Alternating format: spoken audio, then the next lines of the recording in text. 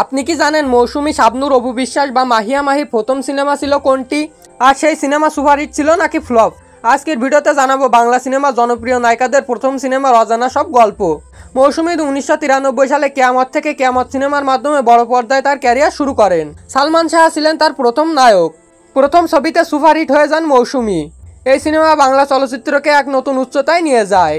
পরিমণি চলচ্চিত্রে আসার আগে নাটকে অভিনয় করতেন। তার অভিনয় করা প্রথম ছবি ভালোবাসা সীমাহীন মুক্তি পায় 2015 সালে। প্রথম ছবিতে দর্শকদের নজর কাড়েন পরি। তার সাহসী অভিনয় আর ফ্যাশন সেন্স আর ক্যামেরার সামনে সাবলীল উপস্থিতি খুব দ্রুত তাকে জনপ্রিয় করে তোলে। অভিনয় জীবনে পূর্ণিমা শুরুটি হয়েছিল একেবারে ছোট বয়সে। মাত্র 14 বছর বয়সে তিনি অভিনয় ক্যারিয়ার শুরু করেন। পূর্ণিমার অভিনীত প্রথম চলচ্চিত্র ছিল এ জীবন তোমার আমার।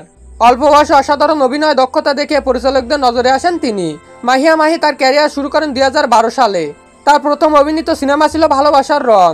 অবিশ্বাস্য হলেও সত্যি, প্রথম ছবিতেই মাহি বাজিমাত করেন। বাংলা সিনেমার কিংবদন্তি সুপারহিট নায়িকা শাবনূর। তিনি মাত্র 14 বছর বয়সে অর্থাৎ 1993 সালে চাঁদনি রাতের সিনেমায় অভিনয়ের মাধ্যমে বড় পর্দায় পদার্পণ করেন। বিদ্যা সিনহা মিম 2007 সালে লাক্স চ্যানেল আই সুপারহিট হন।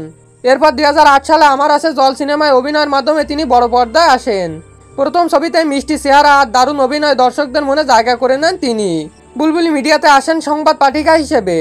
এরপর 2016 সালে শাকিব খানের বিপরীতে বসগিরি সিনেমাতে অভিনয়ের মাধ্যমে বড় পর্দায় অভিষেক হয় তার।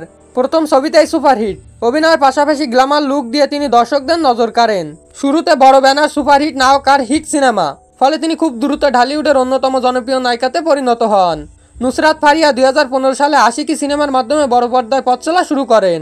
প্রথম সিনেমাতে এপার ওপার দুই বাংলাতেই তুমুল জনপ্রিয়তা অর্জন করেন তিনি। অপু বিশ্বাস কিশোরী বয়সে দুটি নাটকে অভিনয় করে মিডিয়া জগতে তার ক্যারিয়ার শুরু করেছিলেন। 2004 সালে কাল সকালে সিনেমায় অতিথি চরিত্রে অভিনয়ের মাধ্যমে বড় পর্দায় অভিষেক হয় তার। তবে তার ক্যারিয়ারে বড় টার্নিং পয়েন্ট আসে 2006 সালে শাকিব খানের সঙ্গে কোটি টাকার কাবিননামা সিনেমার মাধ্যমে। এরপর তিনি হয়ে ওঠেন ঢালিউডের অন্যতম সফল নায়িকা। জয়া আহসান তার ক্যারিয়ার শুরু করেছিলেন নাটক দিয়ে। বড় পর্দায় তার প্রথম সিনেমা ছিল ব্যাচেলার, যা মুক্তি পায় 2004 সালে, যেখানে তিনি একটি ছোট্ট চরিত্রে অভিনয় করেন। তবে 2011 সালে গ্যারিলা সিনেমার মাধ্যমে প্রধান চরিত্রের অভিষেক ঘটে তার।